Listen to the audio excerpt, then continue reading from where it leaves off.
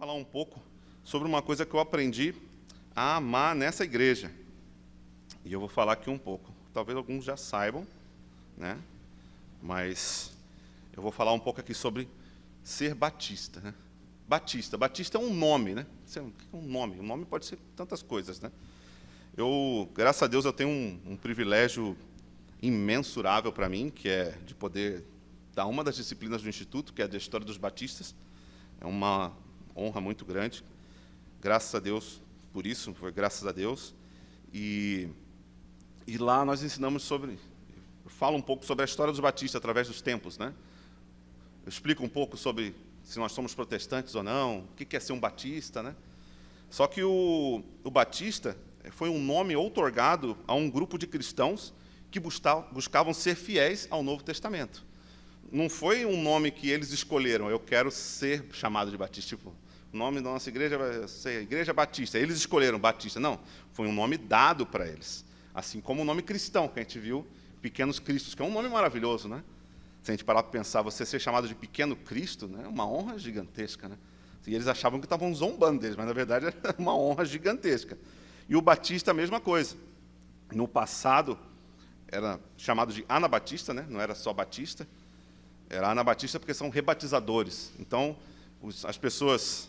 Naquela época, não existia como hoje um dos motivos, né, que as pessoas faziam antigamente o batismo de bebês, era até por censo, né, que a igreja também controlava os impostos. Então, como eles não sabiam quantas pessoas existiam, então começaram a criar essa ideia de batizar as crianças, porque aí já sabia que tinha uma pessoa ali que futuramente ia poder pagar imposto, né? Então, a Igreja Católica controlava tanto o governo, né, era a parte religiosa e a parte do governo também. E os batistas da época, né, os cristãos, né? Não tinham esse nome ainda de batistas, né? Mas os cristãos daquela época, eles queriam ser fiéis ao Novo Testamento. E eles sabiam que era errado você batizar um bebê que não entende nada, não sabe de nada, nem sabe que ele é pecador e está sendo batizado. Então não fazia sentido nenhum isso. E aí eles começavam a escondido, porque a igreja naquela época era muito forte, ela matava pessoas, né? Ela controlava tudo. Como hoje existem estados, não vou mencionar aqui, né? Mas existem estados teocráticos, né, onde a religião domina, né, e aí, nesses casos, se você não é daquela religião predominante, você pode ser morto, né, é o que acontecia nessa época. Então, os batistas as pessoas que aceitavam a Cristo, se arrependiam dos seus pecados, elas eram batizadas novamente, tinham esse nome de rebatizados, e daí vem o Anabatista, né, e daí, depois, com o tempo, sumiu esse Ana, e aí, com o tempo, a gente ficou sendo chamado apenas de batistas. E é um belo nome. É verdade. Pode ter, pelo mundo tem vários, né? Anas Batistas. Tem, verdade. Graças a Deus. A dona Ana não gostou dessa brincadeira, não. Agora ela gostou. Mas é a Ana Batista, é verdade. Então, os cristãos hoje, se a gente pensar você pensa, eu sou cristão. Quando eu vou falar hoje, eu falo com orgulho. Qualquer um que me pergunta, eu falo, eu sou batista. Mesmo sabendo que tem péssimas igrejas que levam esse nome, infelizmente, porque não são batistas, é o que a gente vai mencionar aqui hoje, que como você vai conseguir perceber que essas igrejas não são batistas. Tem um nome batista, mas não é batista de forma alguma. Mas, ainda assim, pela história, eu tenho muito orgulho de falar, eu sou batista. Eu, às vezes, falo que eu sou cristão também. Jamais falo que eu sou evangélico, porque é triste. Não é errado falar que é evangélico, mas o pessoal sempre te compara com os neopentecostais, Sapatinho de Fogo, essa galera aí. O reteté, né? Compara com essa galera aí. Eu quero estar longe dessa galera aí. Não tem nada a ver comigo. O pessoal das profetadas, né? Isso é interessante também. Quando eu me converti numa igreja que levava o nome de Batista, mas não era Batista, mas tinha o nome de Batista. E era pentecostal.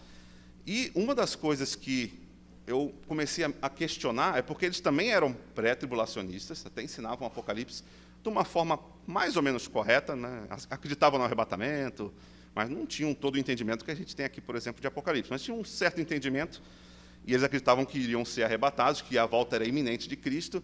E uma das questões que, um pouco antes de eu sair, que eu levantei lá, contra as profecias, era até isso. Eu perguntei, tudo bem, existiam irmãos lá que iam conversar com você e ficavam falando, tipo, eu não vim aqui para brincar, né? Eu não vim aqui para brincar, um monte de coisa assim. Eles não vinham para brincar. Eu não entendo, não veio para brincar, está fazendo isso. Parece que está brincando. Imagina se ele se ele viesse para brincar, o que ele ia fazer, né? Ia se vestir de palhaço, não sei. Mas ele não veio para brincar. Ele ficava no tchum tchá, tchá, tchá, tchá, e ficava um outro do ladinho só interpretando. O cara estava falando em línguas e ficava o outro. Assim te digo, meu servo, papapá, ficava interpretando, né? Eu falei, legal.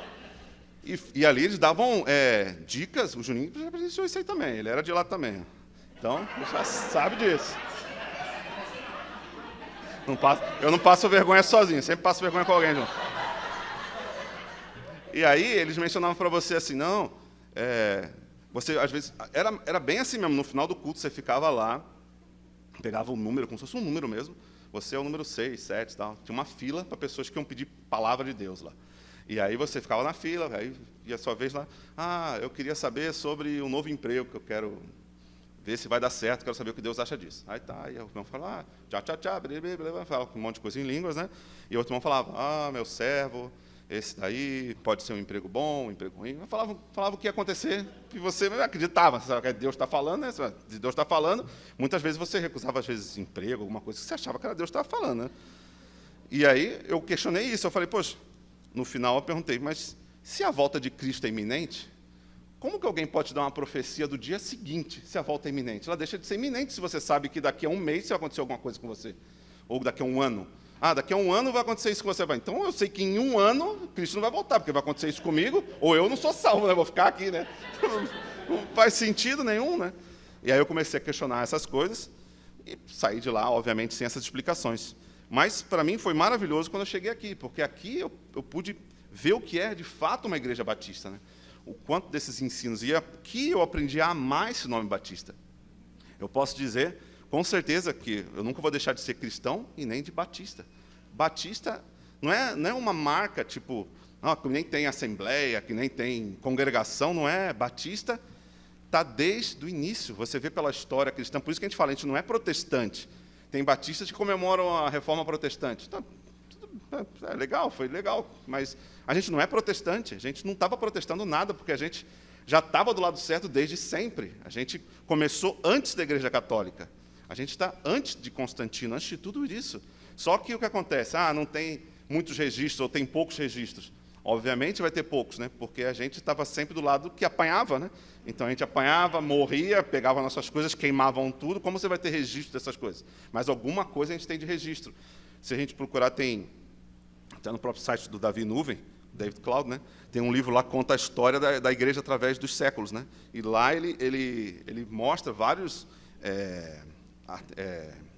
cartas antigas dos pais da igreja, escrevendo para outros membros do ano 200, do ano 300, coisas bem antigas. E o interessante que a gente encontra lá é que a Bíblia também já está na versão Textus Receptus, que é um dos motivos que a gente utiliza Textus Receptus também. Então, isso é muito interessante de conhecer a história dos batistas. E por isso que eu amo ser chamado de batista. Não tenho problema nenhum com isso. Para mim, não é ruim. Eu sempre vou dizer que eu sou um batista por convicção, que é como todos nós somos, né? Batistas por convicção. E eu trouxe hoje uma coisa que eu ensino na classe lá de História dos Batistas, mas que vai mostrar o que é ser um batista de verdade. Nem todos aqui tiveram a oportunidade ainda de fazer um instituto, né? Então, alguns podem nunca ter visto isso, mas tem uma coisa que chama acróstico, que é quando você pega uma palavra e você coloca ela na vertical e depois você vai dando uma definição para cada letrinha daquela na horizontal. Então, por exemplo, vamos pôr batistas, imagina aqui, batistas. Está conseguindo imaginar? Batistas, assim. B-A-T-I. Da turma anterior até, né? Da turma da Rita. Acho que a Rita seria uma boa. Cadê? A Rita não está aí, não. Tá, então, batistas. O B vai significar alguma coisa, que é uma definição do que é ser um batista, depois o I, não, depois o A, o T, o I, o S, até o S. E é sobre isso que nós vamos falar nesta noite, que eu gostaria de convidar os irmãos a terem esse sentimento de orgulho de ser um batista, de ser um cristão que está tentando seguir o Novo Testamento, que é isso que é ser um batista. É você seguir as cartas, é você seguir o que está dizendo aqui nas cartas de Paulo, nas cartas pastorais, seguir uma igreja como vista em Atos dos Apóstolos, mas considerando que os dons foram extintos, né? Então, é uma interpretação que você tem que saber fazer da Bíblia, senão você vai acreditar que os dons existem até hoje, aí por isso que tem toda essa confusão, hoje em dia, nas igrejas, né? Então, vamos lá. O primeiro, se vocês estiverem anotando, coloca, né, pode colocar, eu vou até mostrar como eu faço aqui, ó. Tá vendo? Coloca no... Quem está na live, desculpa. Ou pega na tela aí e faz assim, ó. Aí dá um zoom aqui, aí você vai ver. Mas, ó, B-A-T-I-S-T-A-S. Se alguém tem um caderninho, pode anotar assim, ó. Aí você vai ter definição de cada um. Então, a primeira, esses são os nossos distintivos batistas, que chama, né? Então, o que seria o primeiro, o B? O pessoal do Instituto já sabe, mas, ó, o B significa Bíblia como única regra de fé e prática. Essa é a primeira coisa de todo cristão, e principalmente de quem se diz batista, é você usar a Bíblia como única regra de fé e prática. Não é a Bíblia mais o livro dos Mormons, a Bíblia mais escritos da Torre de Vigia, que o pastor Josias gosta bastante. Não é a Bíblia mais a revelação que o irmão Zequinha teve de quando ele morreu e foi para o céu. Não é isso. É só a Bíblia, somente a Bíblia. Só isso que vale para nós. Só isso que importa. Não é a Bíblia e o que eu acho, a Bíblia e o que eu interpretei aqui meio fora de contexto do versículo. Não, é a Bíblia. Só isso que basta para o batista. Então, a Bíblia como única regra de fé e prática. E isso a gente pode pegar como referência, o versículo principal para isso seria 2 Timóteo 3, 16, 17. Então, vamos ver. Vamos fazer o seguinte, eu vou pedir para alguns irmãos, quem quiser ler algum versículo, mas ler com uma voz imponente, né? Então, puder ler alto até, eu peço que levante a mão e aí eu falo algum versículo, você pode ler. Ah, é? Olha, já dei trabalho para o Jonas, já valeu a noite. Obrigado, Jonas. Então, ninguém? Ah, o Cleiton.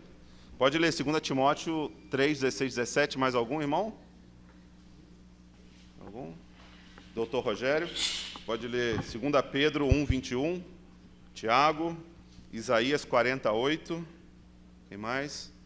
Lucas, César. Bom, Lucas primeiro, João 5, 39. César, João 10, 35. Então, vamos lá. Vamos entender por que a Bíblia é a nossa única regra de fé e prática. Pode ler. 2 Timóteo 3, 17. Não, 16, 17. 16, 17. Toda a Escritura é divinamente inspirada e proveitosa para ensinar, para repreender, para corrigir, para instruir em justiça, para que o homem de Deus seja perfeito e perfeitamente instruído para toda boa obra.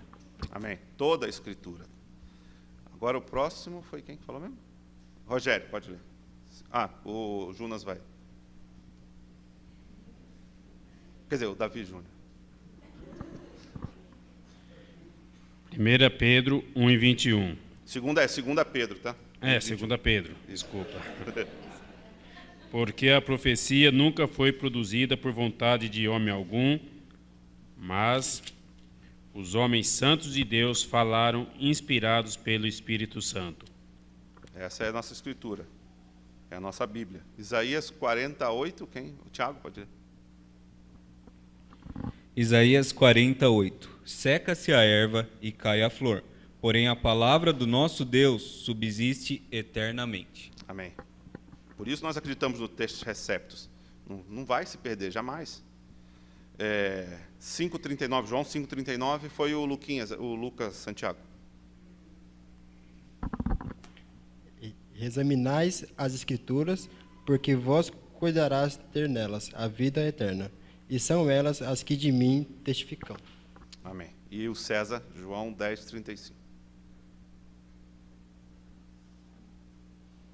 Pois se chamou os deuses aqueles a quem a palavra de Deus foi dirigida, e a Escritura não pode ser anulada.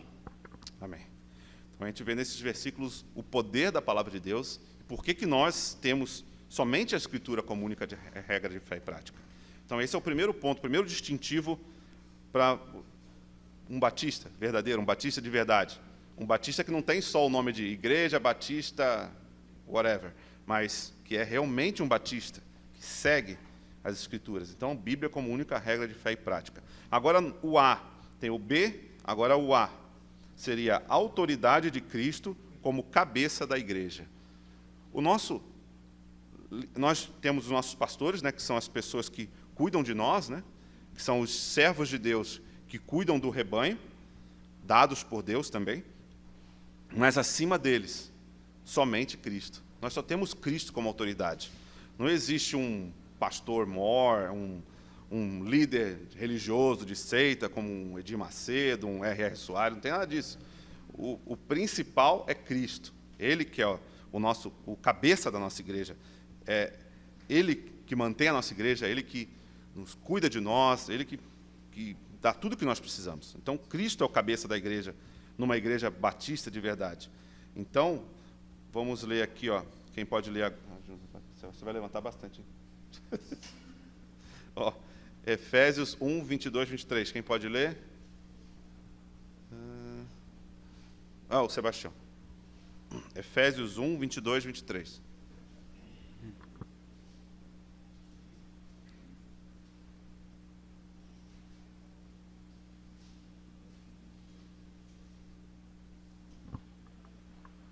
E sujeitou todas as coisas a seus pés, e sobre todas as coisas o constituiu como cabeça da igreja, que é o seu corpo, a plenitude daquele que cumpre tudo em todos. É um versículo que, eu não sei, para mim não deixa dúvida nenhuma de quem é o cabeça da igreja. Esse versículo aí está bem claro, né? Eu não sei como pode ter Maria, pode ter qualquer uma dessas coisas. Está bem claro aqui quem é o cabeça da igreja. Então, é fácil. Quem que é o cabeça da igreja? Conseguiram entender? Cristo. Cristo é o cabeça da igreja. Então, ele é o cabeça da nossa igreja também. E Efésios 5, 23. Pode o Igor lá atrás, depois o Rogério de novo. Não sei se o seu Lima levantou a mão, só coçou o rosto, não sei. O Emerson também. Efésios 5, 23, Igor. Porque o marido é a cabeça da mulher, como também Cristo é a cabeça da igreja, sendo ele próprio o salvador do corpo. Amém. Atos 1.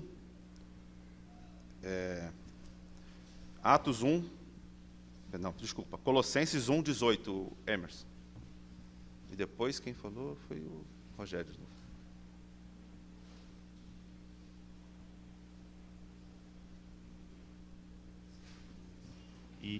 E ele é a cabeça do corpo da igreja. É o princípio e o primogênito dentre os mortos, para quem tudo tenha a preeminência.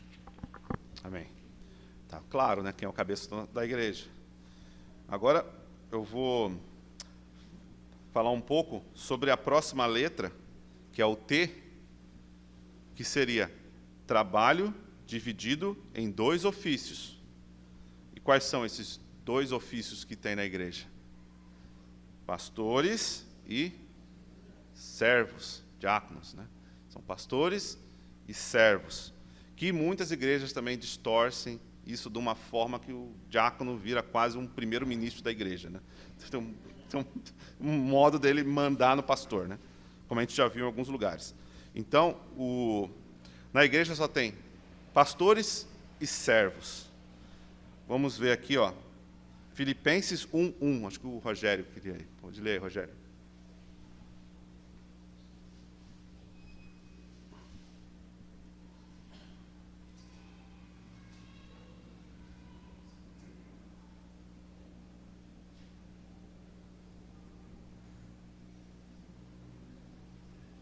Paulo e Timóteo, servos de Jesus Cristo, a todos os santos em Cristo Jesus que estão em Filipos, com os bispos e diáconos. Os 2 ofícios vistos aí que Paulo mencionou. Então, existe o pastor e existe o servo. O pastor também é um servo, mas é um servo de Jesus Cristo, e temos os servos da igreja, que são o quê? São um cargo especial, alguma coisa que tem que estar acima dos outros irmãos? Não. O diácono, ele é alguém que vai servir junto com a igreja. Ele não tem uma posição especial, não precisa usar um crachá de diácono, alguma coisa assim. É um servo. Ele vai fazer como a nossa igreja. Tem vários diáconos aqui, que fazem vários serviços diferentes. Como o nosso pastor sempre ensinou. E os pastores são quem cuida desse rebanho. Então, são os dois ofícios que tem na igreja, pastores e diáconos. E isso, você vê, está nos distintivos batistas. Isso é ser batista, é você saber que existem esses dois ofícios, pastores e diáconos. Porque senão começa a ir muito além, né? Aí você vai ver igrejas que têm pastoras, aí você vai ver apóstolos, você vai ver um monte de outras coisas aí que não tem na Bíblia isso daí. O pessoal que está inventando. E não tem nem base bíblica para isso. Eu, pelo menos, nunca vi nenhuma pastora aqui. Vamos lá. A próxima letra. Então, falei de Bíblia como única regra de fé e prática, a autoridade de Cristo como cabeça da igreja, trabalho dividido em dois ofícios, pastores e diáconos. A próxima letra, I, de imersão, que é o batismo, e a ceia, não a santa ceia, mas a ceia do Senhor, as duas únicas ordenanças. Então, nós só temos duas ordenanças, duas coisas que nós devemos estar sempre fazendo como batistas, que é o batismo, nós somos batistas, né? Então acho que o batismo estaria nessa lista, né? Então, o batismo, que também é uma ordenança bíblica, né? E o batismo, aqui deixou bem claro, é batismo por imersão também. Porque acontece que tem muitos batismos por expersão, que é você ficar... Aspersão, eu falei besteira. Pensei em imersão, minha cabeça, desculpa aí. Mas é um batismo do spray, fica dá uma espirradinha ali, pode dar até um cheirinho, né, se for um desodorante, né, dá uma espirradinha ali, batizado. Só que tem um simbolismo no batismo, né? Não é qualquer coisa, vale a água do jeito que for, espirra água no cara, sei lá, derruba um balde na cabeça dele, tanto faz, o importante é a água, não é a água. Tem um simbolismo no batismo, quando você é imerso, você está morrendo, significa que você morreu, a velha criatura foi embora. E aí, quando você volta, você ressurgiu. Então, tem todo um simbolismo. Aí, o pessoal mata isso, então dá uma espirradinha de água na cabeça e beleza. Não é assim. Então, tem um motivo por ser de imersão. Não é porque a gente gosta, é porque tem um motivo para isso. Então, a imersão é o modo correto de você batizar alguém, e é uma das ordenanças da Bíblia, né? E a ceia do Senhor. A gente não chama de santa ceia, porque o pessoal começa a glorificar a ceia também, né? É uma coisa de outro mundo. Se aconteceu alguma coisa, eu fiquei doente, não fui na Santa Ceia, já era, meu ano acabou, não tem mais o que fazer. Não é isso, a ceia não tem poder nela mesmo. Para que serve a ceia quando a gente faz a ceia do Senhor aqui? A gente lembra que Cristo foi moído pelos nossos pecados, a gente lembra do sangue dele derramado, é para isso que serve a ceia do Senhor. Não tem nada de místico nela, não é uma coisa de outro mundo, não, mas ela é importantíssima, porque senão a gente esquece de tanta coisa, passa um tempinho, a gente esquece de coisas importante para a nossa vida. Imagina se a gente não esqueceria do que Cristo fez, se não tivesse que ficar lembrando toda vez. Cristo morreu pelos seus pecados, Cristo morreu pelos seus pecados. Se a gente não fizesse isso, daqui a pouco a gente já tinha esquecido já. Nem ia saber mais que Cristo morreu pelos nossos pecados, nem ia lembrar de Cristo mais. Então é importante a gente lembrar do batismo por imersão e da ceia. Eu não vou citar muitos versículos, vou citar um versículo desse, porque eu estou dando um tempinho para a festinha do Benjamin também, então tá caminhando aqui. Mas pode ser que eu dê tempo demais para a festa também, então vou dar uma aceleradinha aqui também. Então vamos lá. Vamos pegar aqui o versículo Mateus 28, 19 a 20. Alguém mais quer ler, que não leu ainda? Alguém? O Lucas aqui. O Juninho vai andar agora, hein? Lucas ali, Mateus 28, 19 a 20.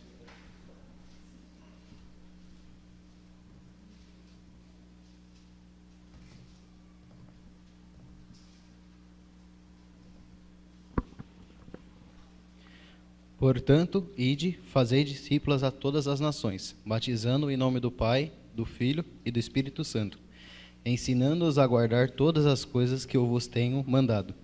E eis que eu estou convosco todos os dias até a consumação do mundo. Amém. Amém. Que versículo poderoso, né? E batizando-os, você vê? Em nome do Pai, do Filho e do Espírito Santo. Fazer discípulos e logo após batizando-os. O batismo, também acho que algum dos pastores vai mencionar mais para frente, de mencionar esses dias. Acho que o pastor Josias, no estudo dele de Pedro, acho, né? 2 Pedro. Não, 2 Pedro. Que vai falar sobre o batismo não salva, né? Eu não vou entrar nesse aqui, o pastor Josias vai ensinar logo essa parte também, mas a gente sabe que o batismo também não serve para salvação, mas é uma ordenança de Deus. Então vamos aqui.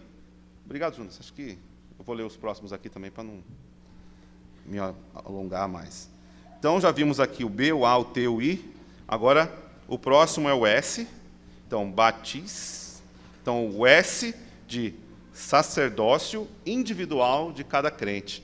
Então, nós, como salvos, nós temos esse sacerdócio individual. O que seria esse sacerdócio individual de cada crente? Nós temos acesso direto ao Pai. Através de nós mesmos, porque nós somos bonzinhos, porque a gente é maravilhoso. Olha que crente, olha esse crente aqui, que coisa linda. Não é por causa de mim. É porque, através de Jesus Cristo, por causa de Jesus Cristo, nós temos acesso ao Pai diretamente. Antigamente não era assim. Antigamente estava dos sacerdotes. Eles iam lá no Santo dos Santos, tinha todo um ritual. Se acontecesse qualquer coisinha, ele poderia até ser morto lá, né? E tinham que puxar ele tinha que respeitar rigorosamente. Depois de Jesus Cristo, ele abriu essa porta, né? Então nós temos esse acesso ao Pai, nós temos esse sacerdócio individual. Então nós, como cristãos, nós podemos chegar ao Pai com as nossas petições, nós podemos orar ao Senhor, pedir perdão pelos nossos pecados, nós podemos agradecer ao Senhor por bênçãos, nós podemos conversar com o Senhor a cada dia, está aberto esse canal. Você imagina, antigamente não era assim, tinha que falar com o sacerdote, depois ele tinha que levar isso até o Senhor, depois o sacerdote voltava, e aí tinha os profetas que aí traziam as mensagens de Deus para a população. Então é um pouco diferente, era um pouco até mais moroso, mais demorado. Hoje em dia é na hora. Eu quero falar com um amigo, vou falar com Deus agora. Você pode ajoelhar, fazer sua oração. É um canal aberto. Isso não tem preço. A gente nem consegue mensurar o preço de uma coisa dessas. E está em Apocalipse 1,6, um versículo de referência que eu vou ler aqui, que fala um pouco disso. Apocalipse 1,6, para quem estiver anotando os versículos, né? Então, e nos fez reis e sacerdotes para Deus e seu Pai. A Ele seja glória e poder para todo sempre. Amém. Então, Jesus Cristo nos fez reis e sacerdotes. Que maravilha, nós podemos ter acesso direto ao Pai. Continuando aqui, a letra T. Batis, agora vem um próximo T. Seria todos os membros são regenerados e batizados. O que significa isso? Para você ser membro de uma igreja batista, você simplesmente tem que pagar a inscrição de R$1.000, depois as mensalidades de R$150 por mês. Não é assim, não é um clube. Que não é um clube. Para que você precisa para ser membro de uma igreja batista? Você tem que ser salvo, tem que ser regenerado. Você tem que ter aceitado a Cristo como o único e suficiente Salvador. Você tem que primeira coisa, né, ter percebido que você é um pecador, né, que você precisa de um Salvador, porque senão não adianta. Depois disso, você tem que aceitar esse Salvador, que é Cristo, e depois disso você é batizado. Uma declaração pública da sua fé, né, que você está mostrando para a congregação que você é salvo. Então, você é batizado, na sequência, você é membro de uma igreja batista. Obviamente, você tem que avisar, né, os pastores, eu quero entrar de membro na igreja também, né, mas, porque senão você não vai estar de membro da igreja. Você é batizado, mas não é membro. Mas aí, para você avisar os pastores, você é membro da igreja, mas antes disso você tem que ser salvo e batizado. Por isso que fala, todos os membros são regenerados e batizados. Esse é o T dos batistas. E isso, eu vou mencionar um versículo aqui, que está em Atos 2:38. Quem quiser anotar uma referência, Atos 2:38. Então, vamos lá. Atos 2:38. E disse-lhes Pedro: arrependei-vos e cada um de vós seja batizado em nome de Jesus Cristo para em remissão de pecados e recebereis o dom do Espírito Santo. Aqui está mostrando a sequência, né? Arrependei-vos e depois serão batizados. Vamos ver aqui uma outra referência. 1 Pedro 1:23. 1 Pedro 1:23.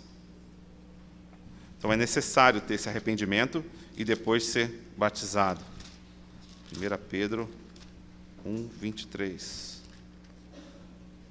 Sendo, de novo, gerados, não de semente corruptível, mas da incorruptível, pela palavra de Deus, viva e que permanece para sempre. Aqui fala depois como nós somos regenerados, né? A partir do momento que a gente aceita Cristo, como a gente vira uma nova criatura, agora de uma semente incorruptível.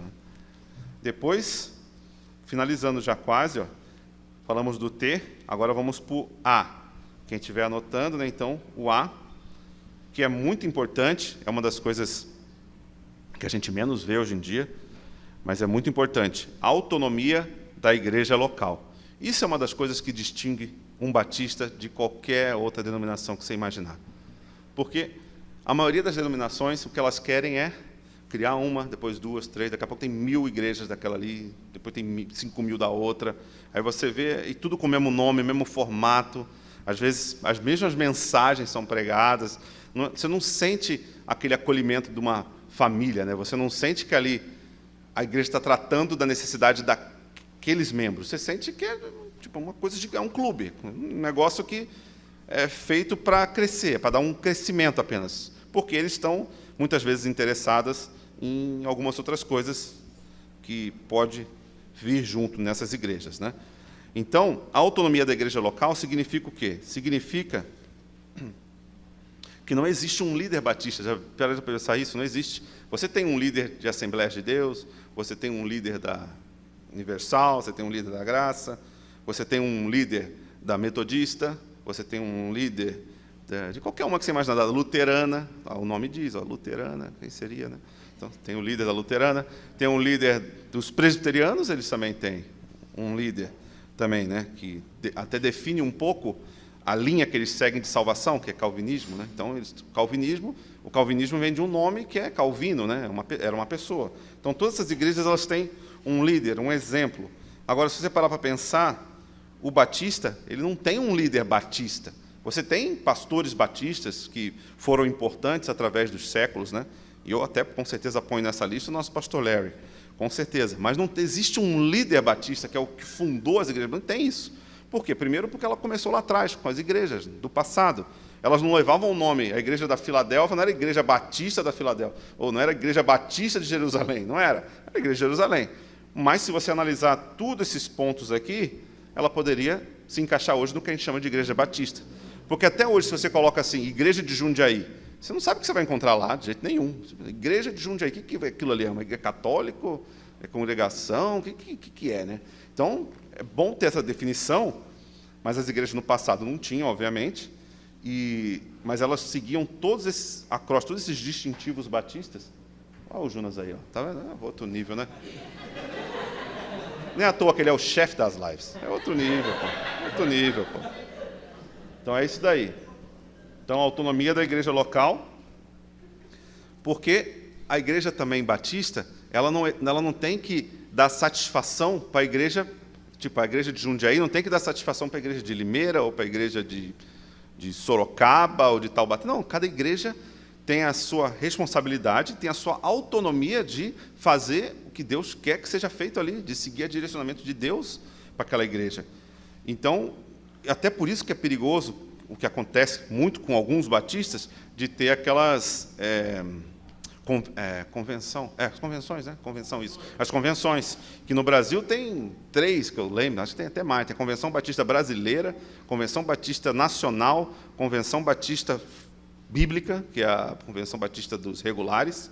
Então, e tem a dos regulares também. Então, essas convenções são perigosas por conta disso. Chega um momento que elas começam a querer regular o que está sendo pregado nas igrejas, o que vai ser utilizado. Nós até temos histórias aqui, né, que o avô do pastor David mesmo teve que sair da convenção porque ela estava querendo influenciar na igreja.